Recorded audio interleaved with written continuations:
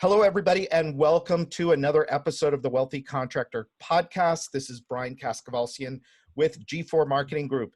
And today I have got my longtime client and good friend, Mark Olsen from CrumWedi Home Pros back again. He is a return guest. Mark, welcome. Thanks for coming back. Thanks for having me, Brian. So the last episode that we had with Mark was back in, we were just looking it up. It's episode number 43. If you have not heard it, I would recommend going back. It was a fantastic episode because what we talked about back then was how Mark and his brother Greg basically got a company that had a ton of debt, and they overcame the debt and had to kind of reimagine the business, but also kind of, what's the word I'm looking for? You had to reinvent the business. That was what I was looking for. So you have to kind of reinvent the business. And so that's been a couple of years now, and it hasn't been easy, has it, Mark? No, and it was on an incline. We got better. We got out of debt. Everything went great. And then it went right back on the decline. And then I had to reinvent kind of again because the process and procedures needed to change in order to get from A to B. And it's just a couple of licks that I'm taking, but obviously knowing people like you and people in the industry just talking really, put a foot in my rear, and gave me the tough love. And by doing that, it's got me to the next level. I mean, level as in where we're going, besides this COVID right now, but we're already, like I said, on a rocket ship to the next level.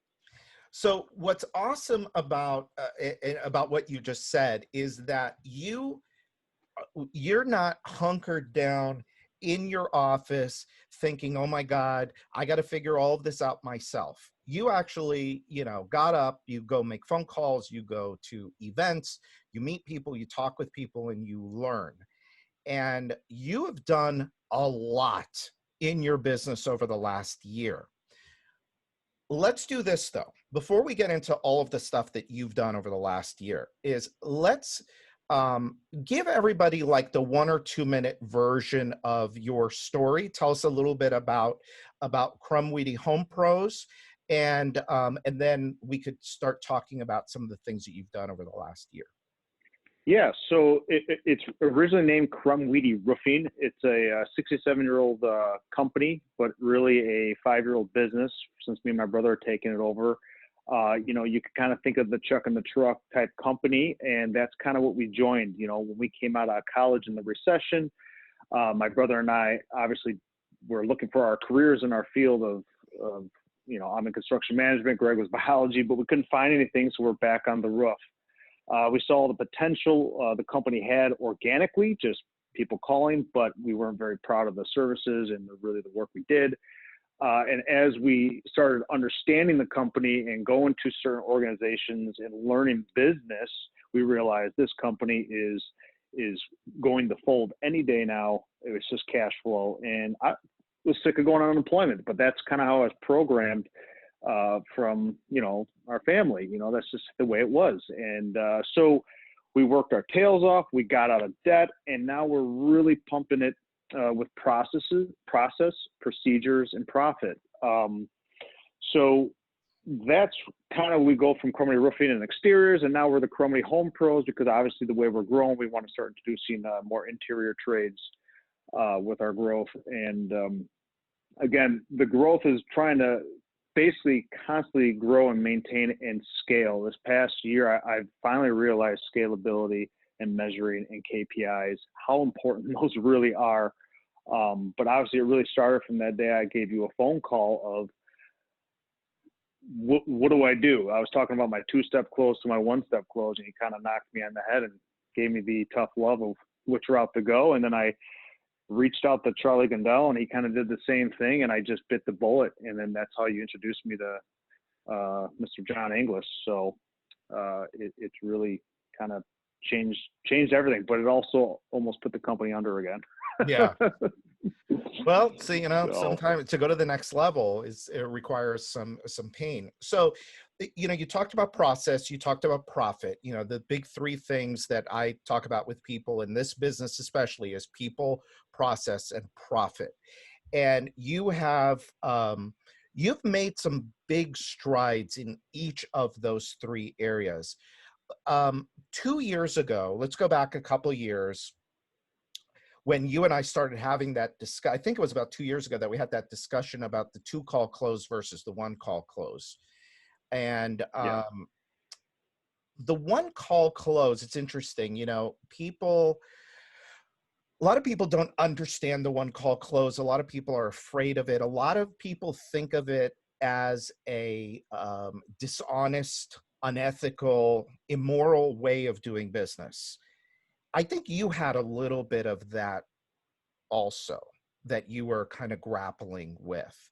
Um, oh, big time. I thought it was just the dirtiest, sleaziest thing ever, and I didn't want to touch it. I just couldn't imagine trying to walk out with a sale and not leaving. I mean, the horror stories you hear. yeah. And honestly, none of that is true. I've had reviews go up. I go from a 4.7 to a 4.8 in Google. We even, our Guild Quality, we just got the Guild Quality, what is the Master Award? I mean, that is all about what you want your company to be. If you don't want to come looking like that into the house, then you got to train your reps. It's all about earning the business the right way. I mean, it's what's the difference between the first step and the second step, and that's what John used to tell me. And I said, I don't know, it's earn the business. I said, all right. Yeah. So, But what's great about that also is there is a very defined process.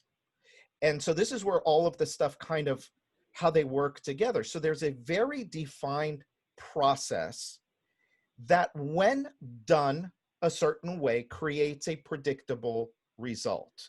That result being, for every number of leads that I give you, you are going to bring me back a certain amount of money. Then we take that and we apply it into our profit model, and we say, okay, is that process running profitably? And if that process is yes, not running profitably, then what adjustments do we have to make? Then if we go backwards from there and we look at, okay, here's a process, I've got to be able to teach it. So one of the issues I know that you had with the 2-call close was salespeople, right? Having yes, good yes, salespeople that could go in and be productive and close sales and make money at the right price, right? You want to yes. talk a little bit about that? So 2 years, let's back up for a second. So 2 years ago, how many salespeople did you have? I had 4, well, 5, including me. Back then. Yes. Back then. And how much were you out selling? What percentage was you and your brother?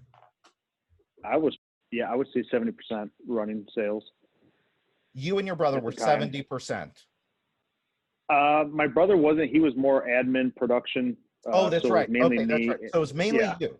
So it was you Yeah. were doing 70%, and you had 3 or 4 other guys that were doing 30%. Yes. Okay. And so did that give you time to really focus on the business and grow the business and look at the numbers and the KPIs? No, it was very stressful. Now, here's the thing with the 2-step and these guys, like a lot has changed, as in we tried to be all things to all people. So someone called and wanted a cedar roof, slate roof, shingle roof, vinyl siding, fiber cement. We'll take it. We'll run with it. We didn't have a call center. You just set the lead, you go out there and you try to sell it. Then you go back to your office, you call around, price it up, and go meet with them and present them, try to sell it. I've learned that you cannot be all things to all people. If you want to scale a company, you find what you're very good at selling, define it, and what's the most profitable, narrow it down, and do it all in one sit. It was very difficult to stop doing and turning down everything that came in. Besides, if it was asphalt shingle, then we'll run it. If it's a single family home, we'll run it. If it's just vinyl siding, we'll run it. If it's just vinyl windows, we'll run it. Everything else takes a back seat. Yeah. And So you that was got a more, start that was very difficult. yeah. So you Yeah. got more focused. More focus, a narrow focus on what we could sell in our presentations. We're not all things, all people. And again, that is extremely important to realize if you just narrow focus on what you have. And by doing that, one stop open, we like to call it, not to close. We like to open a relationship, right? Yeah. Nice. When we do like that, yeah, one stop open. When we do that, you're able to measure better on our benchmarks, right? And that's trying to track that net sale per lead issue, which is a key number. And it's very difficult to do that on the two-step. And it's also very difficult to trust your sales reps to make that second appointment. And I was getting taken advantage by my leads where our sales meetings were more about, tell me about your hot list, guys. Who do we have on the pipeline? Now we actually get to go over sales training. We actually watch videos. We actually run through other things besides the KPIs, or trying to figure out, where is this lead? What happened to this one? What happened to this one? I mean, the smooth process is unbelievable right now. I can't imagine how I did it years ago from where I have right now. It's amazing. I remember you were stressed out all the time. So let me ask you, so today, how many salespeople do you have? 6. And what percentage of the business is coming from you? I haven't ran a sales appointment for probably over a year. Wow, look at that. How cool is that? So you actually get to focus on the business. I am 100% focused on the director of marketing and sales. We have a sales manager who's ride-alongs, who's implementing, who's doing a phenomenal job. And my job is to create these leads and get these leads in their hands, Yep. because now I know exactly what we're closing, what our NSLI is, and all I need to make sure is I'm bringing the leads in, because now my marketing makes sense. I can measure everything down to the T. So it's interesting. So all business, regardless of the type of business it is, all has a set of fundamental economics behind it. And this business, the one you are in, the one that I would imagine most of the people that listen to this are in, has its own set of fundamental economics, which then give it certain fundamental KPIs, NSLI being one of them. How much for every lead that I put out, how much money comes back, and is that money that's coming back profitable? You look at and you can measure what does every phone call cost me? What does every appointment cost me? What does every blah, blah, blah. We can go on and on and on. But now you're acting as an owner, measuring KPIs. You are now able to manage people to KPIs.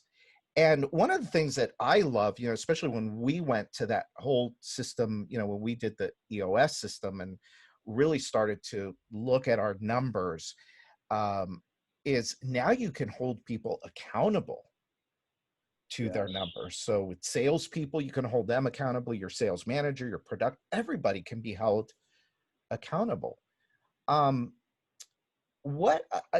Give me an idea last year, or give the listener an idea about how many jobs did you guys complete last year? I want to say over 500. Over 500. Yeah. Wow. That's awesome. And you made money last year. Give or take 500.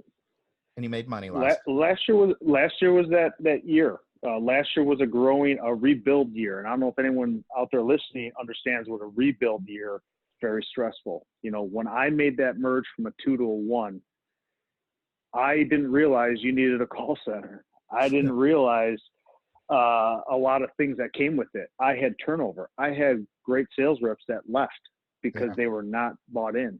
I had people inside that left that were not bought in to the changes. I knew I had to make a change. I was spending too much money on the sales reps not performing, too much money on leads that I couldn't measure. So profitability was getting really, really difficult to measure. So I decided, okay, it's time to clean up. And I cleaned up, and it was extremely stressful.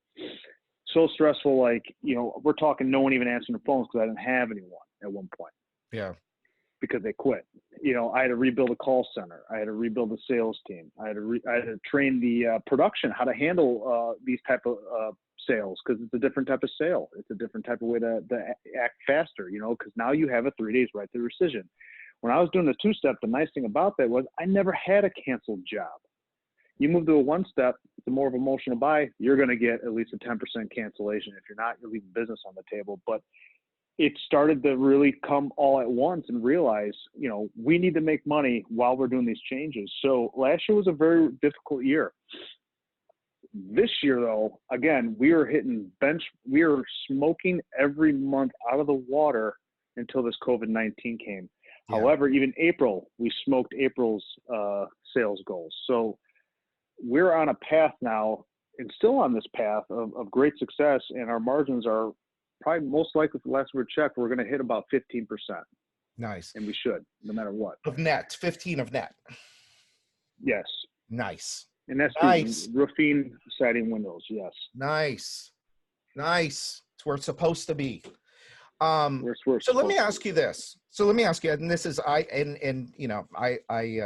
have the good fortune of knowing you and getting to spend time with you, but the listener doesn't.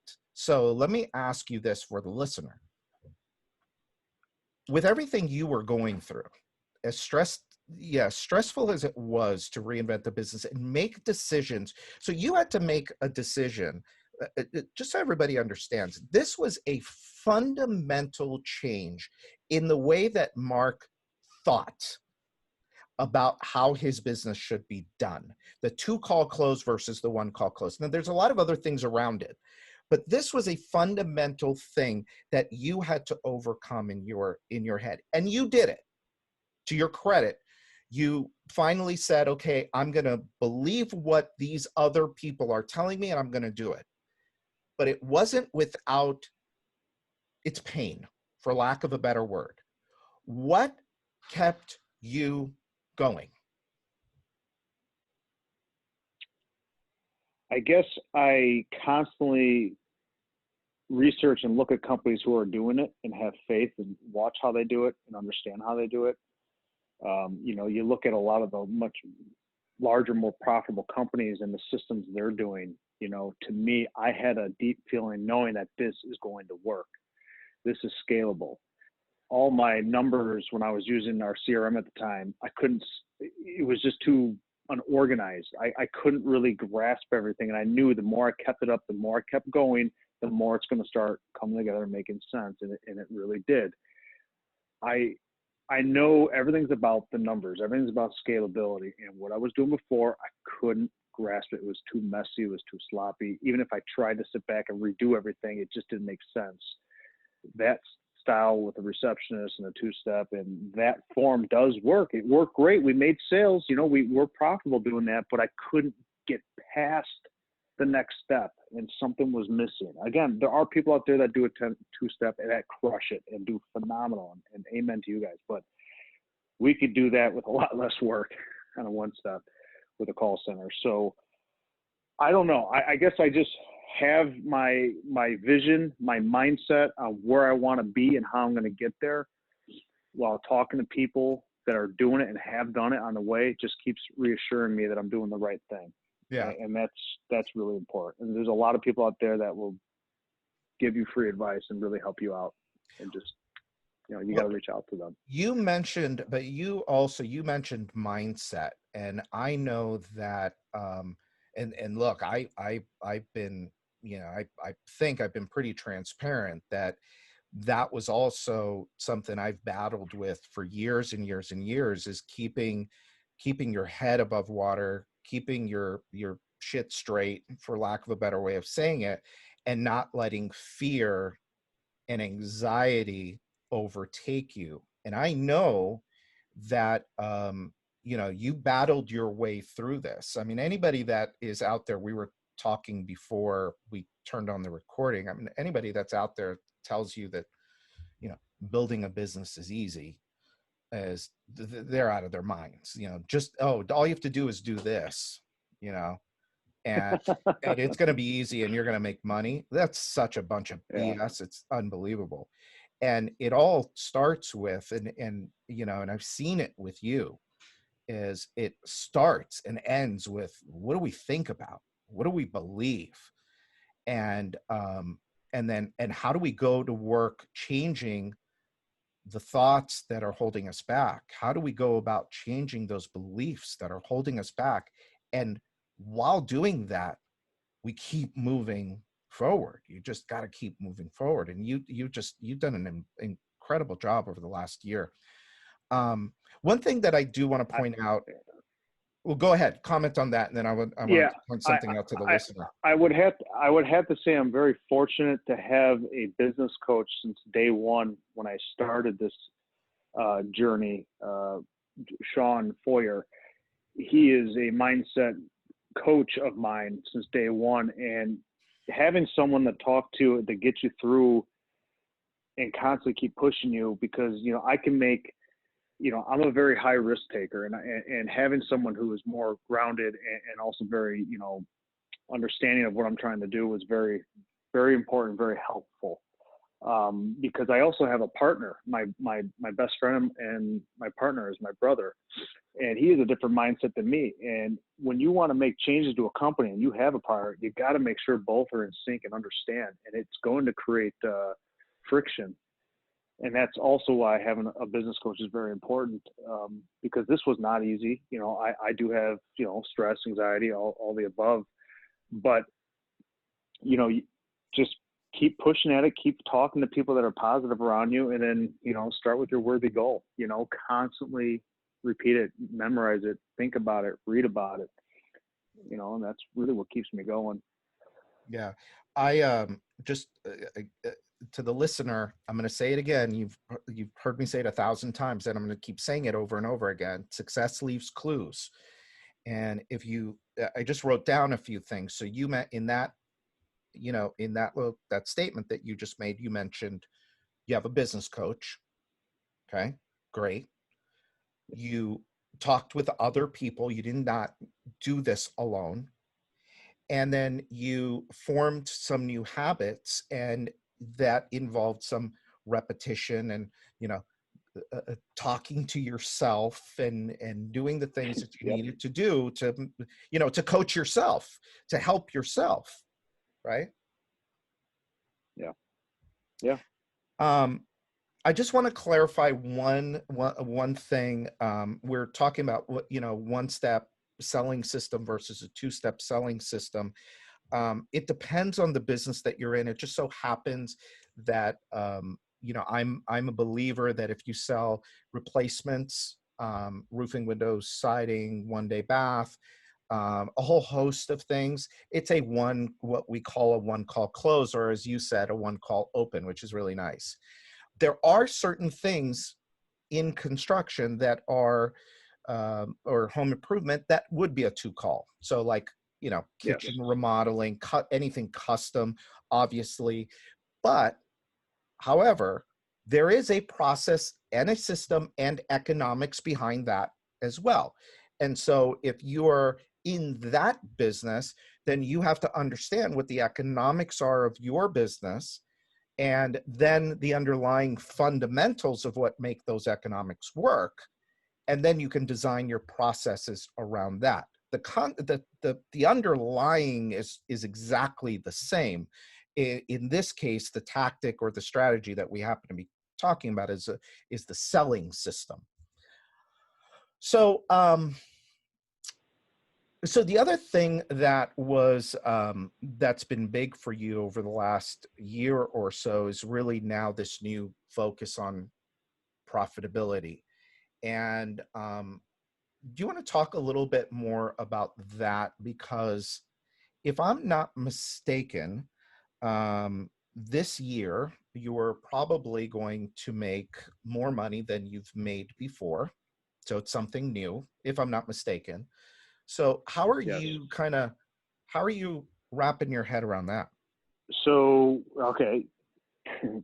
We figured something out that was very useful, but also very dangerous if certain people, know about, like sales reps, right? If you talk about price increase to sales reps, it goes right to the head. Yeah. It rattles their cages. So before we were doing a two-step, the way we used to cap out jobs for commission is they'd see the breakout and where the gross margins were, and then they get a percentage off of where they landed. That created a lot of problems because of unforeseens and And if they mismeasured, we had to get the sales reps away from all of our pricing, seeing what it is, and really get things down to really just per square, per window. I mean, we narrowed it down so much where everything's included, where you can't screw up almost. You know, if you get the Eagle View or the measurement from the aerial, there's just no way to screw up when you just got to put in the squares with waste. And that's the only way to keep their heads straight and not worry about the price. And it has done nothing but help our bottom line. We're making more profit margins now than we were even on a two-step when we thought that's how you're going to make the most out of a job. But it just somehow starts to balance out way better. And yeah, and that's kind of what we're doing. And that's what we've been doing, and it's been working, and we're still going to do it every month until we get to that sweet spot, exactly where we want to be, which is pretty much right now, but we're going to keep testing the waters. Yeah. And you're not obscene about it. So a lot of people, when you talk about price increases, they start to think, oh, you're greedy, you're being obscene, call it whatever, No. whatever you want. All you're doing No. is you're saying, okay, here's my model, here's my profit model. And in order for me to net the 15% that I am entitled to for delivering good value and good service, here's where my price needs to be. Right? Yeah. That's all you're doing.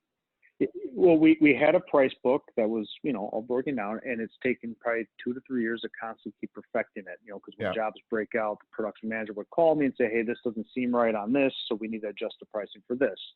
Like today, he called me about smaller siding jobs. They don't break out quite as well. What do we do? And so I'm trying to think, okay, what is the minimum? What do we need to increase if it's smaller? So I think just from doing it for so long, having set pricing and tweaking and tweaking and tweaking until we see our bottom line making way better sense. That's what it's all about. Now, I'm not trying to gouge. I'm trying to pay for everything. Right. These sales bonuses we give out are phenomenal. The 401ks, you name it. I mean, it's you have to charge the right price for marketing. I mean, I'm at like almost a 15% marketing cost for my growth. I have to pay for that through the sales we have. So I have to make sure that we're pricing accordingly to cover those costs. Then I want to make sure I'm making a profit. So yeah, we're very expensive, but you have to be. There's a lot of risk out there. Right. There's a lot of pain, a lot of problems. My God, this is music to my ears, Mark. I love hearing you talk like this. And look, aren't you able to better deliver your quote unquote brand promise to your customer? Aren't you better able 100%. to do it now that you have good people in place, which, good people are not cheap? Because it's a little of everything. You have nicer trucks, you get happier employees because you get better bonuses, and that's for every field: production, call center, marketing, sales. Everyone has performance benchmarks, and then whether it's using G4 marketing at the end of the sale, it's creating everything and why we're priced the way we are. It's making sure that we're taking care of the people. After job's done, now we have our events manager going out the jobs now and wrapping it up with a photo, and it's. When you're charging the right price, you're having enough money to do these extra things that are going to create the funnel of bringing more repeat business. And that's really what it's about, to help lower our marketing costs. Yeah. And also, ultimately, at the end of the day, it's the right thing to do for the customer. At the end of the day, most people are perfectly fine paying more to get a better experience, to get better communicated with, to have better service warranty, to not deal with a company that's so financially strapped that they're taking deposits today and having to go pay the supplier to go install the next job so that they can get paid on that job to go buy the material for the last job. It's not good for anybody to run a business that way. And so, I applaud you for making these changes and doing right by your people and doing right by your customer. So as we wrap up here, I usually ask if you could, if you can go back and, what would you do different? I guess, for you, there's I guess a slightly modified version of that is, what would you have pulled the trigger on faster 2 or 3 years ago? What's like that one thing that you had pulled the trigger on faster had you known what you know today? And I say this with all respect to, I'm not saying the sales system changed everything and changed the whole dynamic. I think it's understanding your numbers extremely granular as far as, your raw lead to a set lead, to an issued lead, to a demo, to an average job size, to an SLI, understanding that 3 years ago. Yeah. Understanding that and how to do that. And then understanding a better scalable sales process and understanding that I can't be all things to all people and start narrowing down these items that are replacements that I could scale. That changed everything, and get out of sales. If you're an owner and you're trying to grow your company, hire a sales manager. Get out of sales, because that has opened up a wide door of accountability for my sales manager and everyone else below me, so I could focus on growing this company. And I haven't ran a sale in the past year, and I did it that way. I knew that me being in a house for 3 hours twice a day isn't helping this company grow. Yeah, it's bringing in money and everything, but it's not helping this company grow. So I knew we had to make an investment at the end of the year into a sales manager to get to the next level so I can move on to the next thing. And mainly it's marketing. Dive into marketing, understand marketing to grow that sales team. So, I guess that's a lot, but I would have first understand that, those understanding the numbers and how to get those numbers was something I wish I understood better. Yeah. And then making that change and going 100%, you got to go 100% and you're going to get kicked down a lot, and you're gonna probably go broke a couple times, but you'll get back. It's always, it'll work out. It really does. Yeah. Hopefully not go broke, but right. Get close. You might get close. Yeah. Yeah. But you have to keep fighting like Mark did. Well, Mark, look, I am so happy to see you where you're at. It's could not happen to two nicer guys. I know you and your brother have just, you've worked really hard over the years, and I hope this year is, I know that, the whole COVID thing is out there this year, and we don't know how it's going to shake out, but I'm glad that up to this point things are good. That's actually a really good sign, and hopefully it continues this year. And at least now you'll know what you need to do. You'll make adjustments, and you'll protect your margins. You'll protect your profitability, and grow a great business. Absolutely. Amen. Cool. All right. Well, thank you, Mark. Thanks for coming back. I'm going to have to come back, next year. We're going to have to do another one of these and talk about what you learned in the last year, because this is great. Yeah. I love it. Thank you. Yeah. Thanks for being here. I would love to come back. Absolutely. Yeah. All right. So to everybody that is that's listening, by the way, if you don't have a copy of my book, The 7 Secrets to Becoming a Wealthy Contractor, by all means, please go to thewealthycontractor.com and get yourself a copy. It is still free. I just ask you to pay shipping and handling on the book. Go and get it at thewealthycontractor.com. And that's it for this episode of the Wealthy Contractor Podcast. This is Brian Kaskavalcian with G4 Marketing Group. And until next time.